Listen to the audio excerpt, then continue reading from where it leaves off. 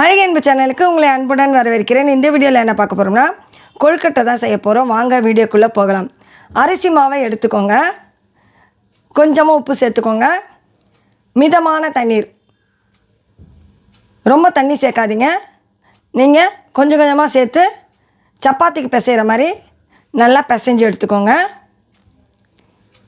இதை ஊற வைக்கணும்லாம் அவசியம் இல்லை. இந்த பதம் வந்த உடனேயே கையில் லேசாக எண்ணெயோ நெய்யோ தடவிட்டு சின்ன சின்ன உருண்டைகளாக அழகாக தயார் செய்து வச்சுக்கலாம். கொஞ்சம் நான் பிஸியாக இருந்ததால் வீடியோ போட முடியல. பிள்ளைங்க எல்லாருக்கும் விடுமுறை இருக்கும், அதே சமயம் தேர்தலும் முடிஞ்சிருச்சு, எல்லோரும் ஃப்ரீ ஆகிட்ருப்பீங்க. எல்லாருமே இதை சமைச்சு கொடுங்க. குழந்தைங்க விரும்பி சாப்பிடுவாங்க.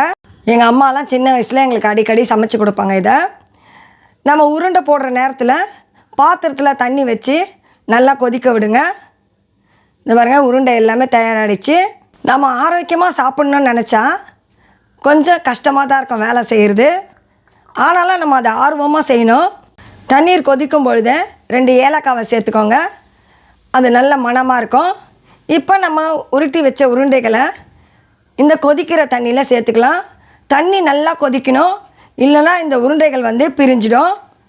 இங்கே பாருங்கள், நான் வேறு எதுவுமே சேர்க்கவே இல்லை. நல்லா அழகாக வெந்திருக்கு பாருங்கள். இது ஒரு 10-15 நிமிஷம் வேக விடுங்க.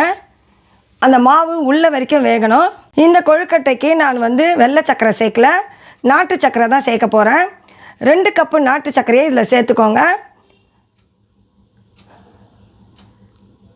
ரொம்ப சுவையாக இருக்கும். நீங்களும் ட்ரை பண்ணி பார்த்துட்டு எப்படி இருக்குன்னு இந்த வீடியோ கீழே கமெண்ட் பண்ணி ஷேர் பண்ணுங்கள். நான் கடைசியாக ஒரு அரை முடி தேங்காய் சேர்த்துக்கிட்டேன் துருவி. உங்களுக்கு வேணும்னா சேர்த்துக்கோங்க, இல்லைனா தேங்காய் சேர்க்காதீங்க. அவ்வளோதான். யாரெல்லாம் சின்ன வயதாக இருக்கும்பொழுது இது போல் அம்மா சமைச்சு கொடுத்தாங்கன்னு சொல்லுங்கள்.